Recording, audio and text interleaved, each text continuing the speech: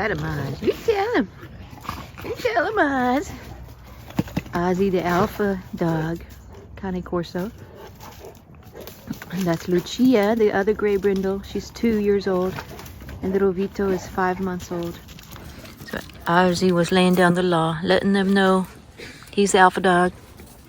And he was just flexing his muscle. Hi, Vito. Hi, Vito. Hi, my Vito. Oh, what you doing, Vito? What you doing, big boy? Vito's 5 months old and weighs 75 pounds. Goodness gracious. I'm going to be breeding these two together next spring when Vito's old enough. Lucia is huge for a female Cane Corso. And the Gypsy's the pit bull over there. Little Gypsy. Gypsy's got her rock. Obsession with digging up rocks. Vito. What you got, Vito? What you got, Vito? Okay. Okay, guys. Lucia got it. Lucia got it. He's very, very strong for his age.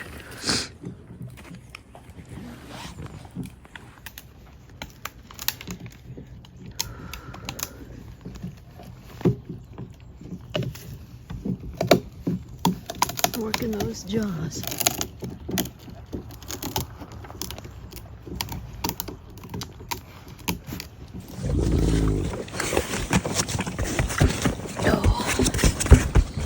Look, she's just too wiggly. Hi, papacito. Ozzy. What's that, Lucia?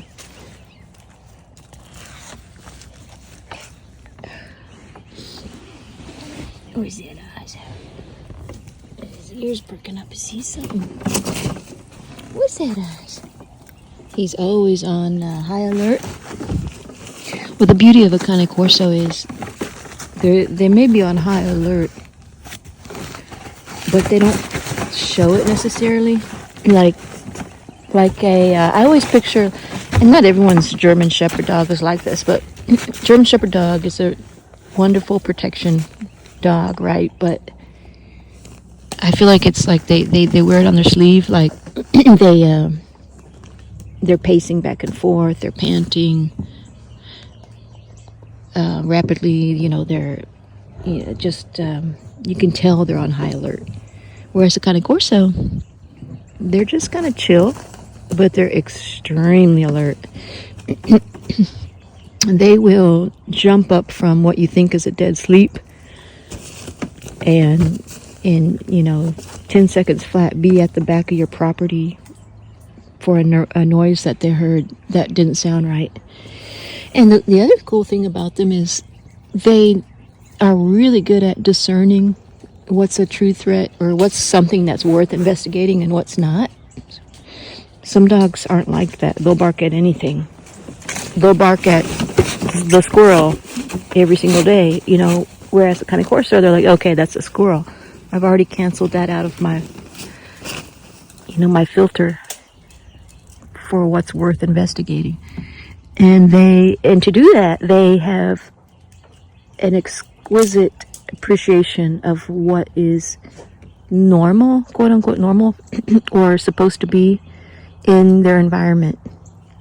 And I have a recent video of Vito demonstrating that even as a young puppy. I think he was only 3 or 4 months old when I was bathing the dogs out in the front, and I had a big stack of wet towels in the driveway that he didn't see before. He had seen my driveway, for the first maybe 3 weeks that I had him. He was familiar with that environment, but he never saw that big stack of towels. And so he immediately, tail shot straight up, hackles went up, and he immediately went to go investigate it. And so that was a good demonstration of they kind of calibrate their senses to what should be in the environment. So once he sniffed at it, he investigated it, he was like, oh, okay, that's nothing to worry about. Then he would have recalibrated his senses to, okay, that's okay to be in my environment, and then he wouldn't have been concerned about it again. But that's what they do, and they're masters at that. And I see the wheels turning in Ozzy 24/7. Like, he's usually relaxed, in a relaxed state, but he's extremely alert. And he's kind of just processing, okay, that sound I'm familiar with, I can let that one go. The things he doesn't let go, that is, not really a threat, is these huge birds of prey. I'll take it back. They can be a threat. They can pick off small animals, and so they could potentially pick off a puppy, but he does bark at those. He doesn't bark at, like, other birds, but those huge birds and vultures, turkey vultures that come perch on the tree, he'll bark at those. But, yeah, so I notice a difference between my pit bull Gypsy and my Cane Corso on what riles them up. And I think it's breed specific, but within every breed there's variations of that. Now he's gonna go investigate something. I better go investigate too, because the puppies are out there. I call the puppies. Lucia's really not a puppy anymore, she's 2. But yeah, Vito and Lucia are out there. Come on, Gypsy, let's go see what it is.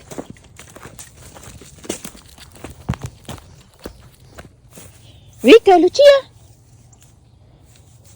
What is it? He's marking his territory here. He does that a lot. In the Cane Corso, what they'll do perimeter walks around the entire property. Periodically, just like a security guard will do. And they will, in that process, lay their scent, just to let any would-be intruder know that this is their property.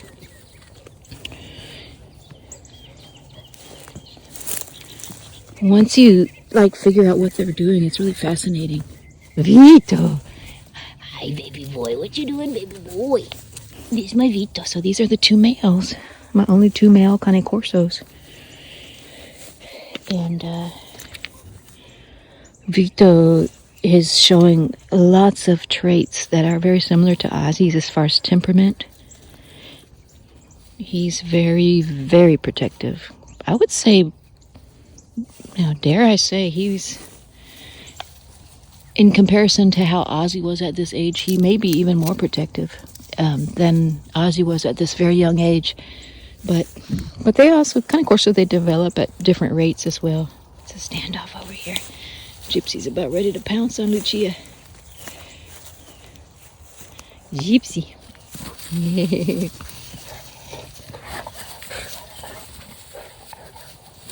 Yeah, I'm gonna cut this grass pretty soon here.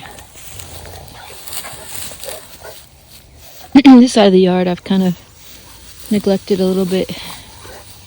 I need to get this grass cut. Oh, careful, baby. We don't really come out to this side of the yard too often, but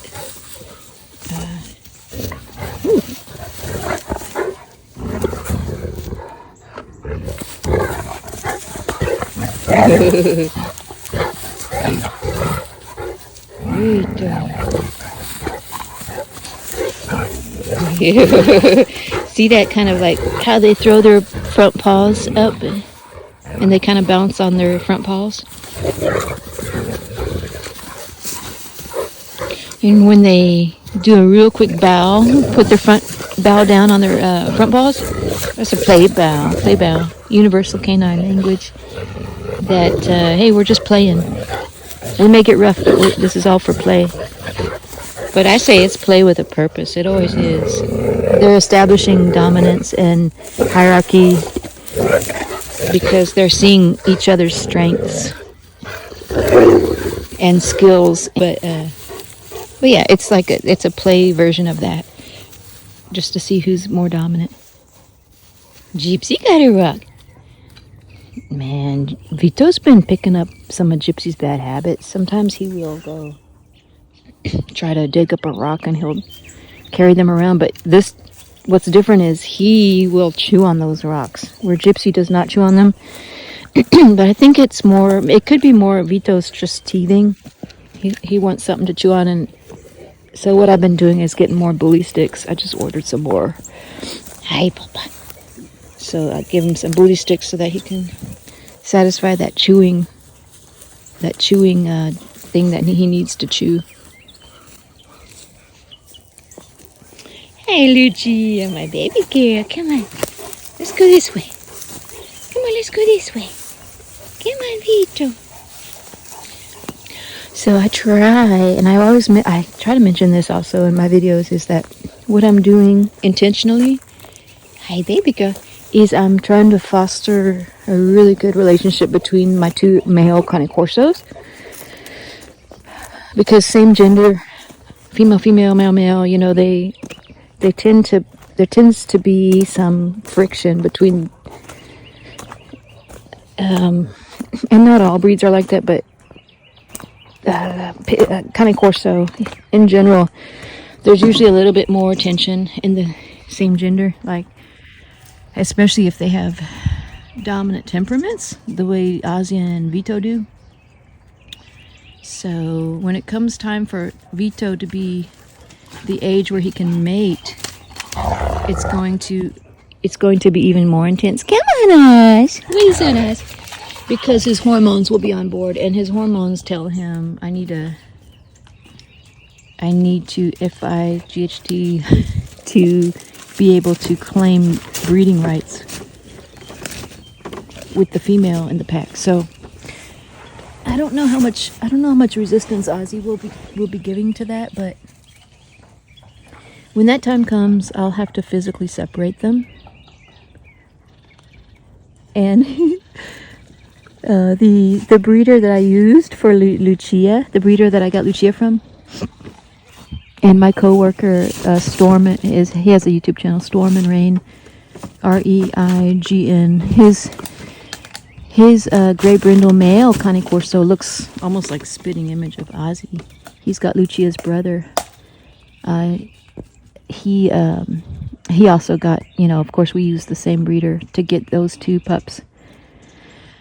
And anyway, if you ever want to see what Lucia's brother looks like, you could go to his channel. He does mostly live streams, but you can watch his live streams even after the fact, of course. But yeah, so Wailani is the breeder of those two. And so Wailani kept behind Listo.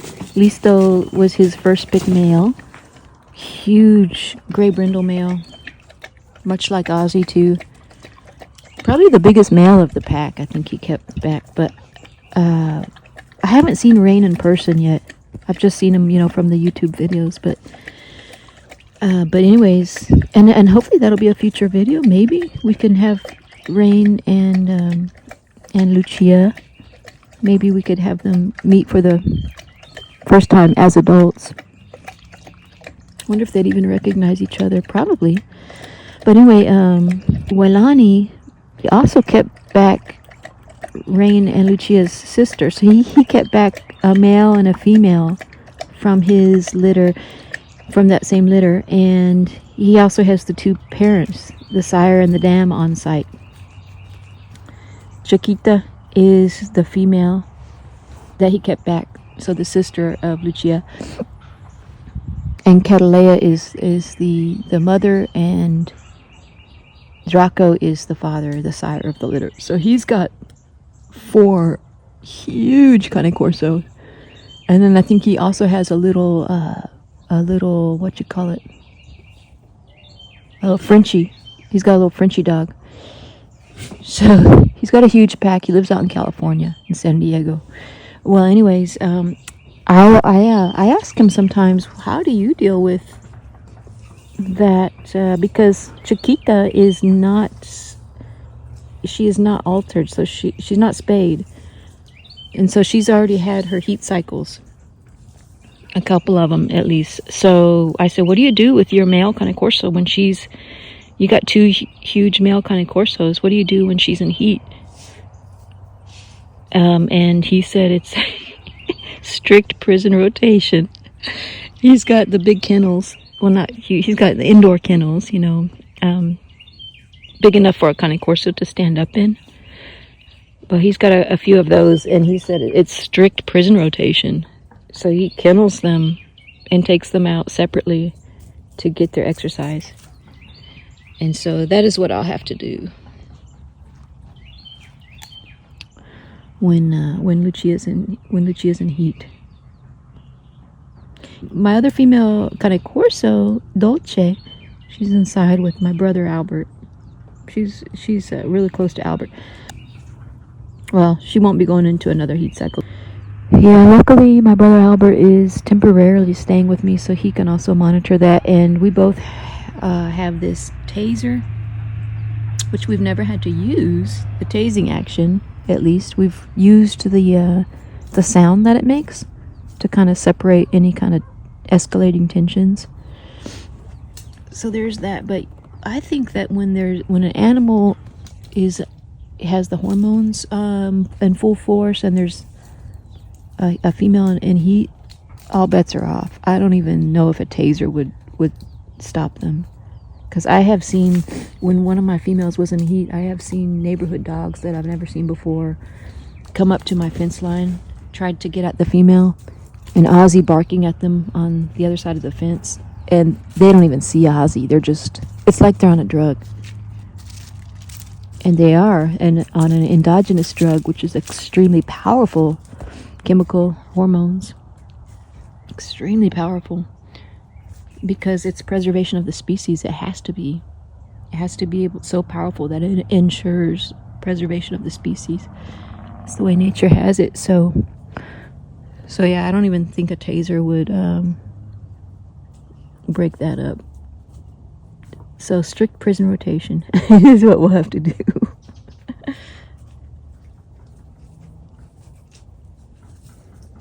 Anyways, y'all, I do have to get to work today at a decent hour, so I hope y'all having a good day. I'm gonna probably end this here. And oh my gosh, I'm so behind in answering y'all's comments, questions and comments. So sorry about that. I will get to them. I'm hoping to get to them today or tomorrow. So if I haven't replied to your comments, just know that I do read them, and I will get to them. It's just slowly catching up with everything. But as always, thanks for watching, and don't forget to subscribe if you haven't already. Thank you if you have, and we'll see you on the next one.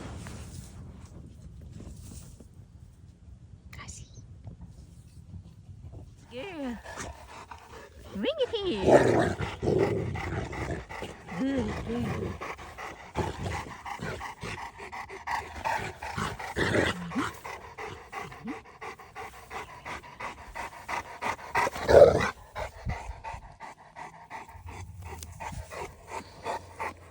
Okay, ready?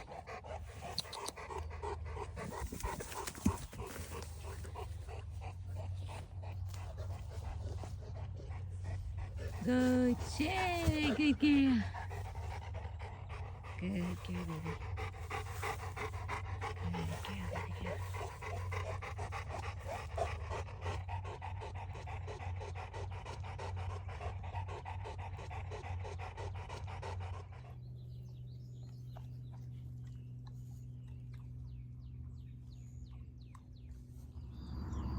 Lucia.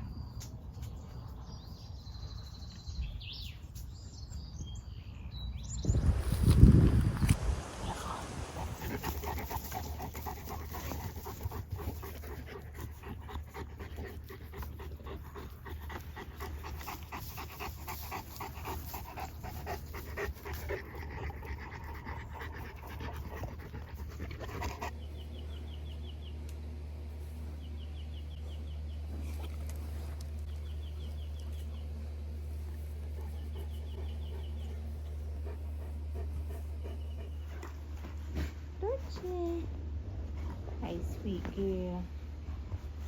Good.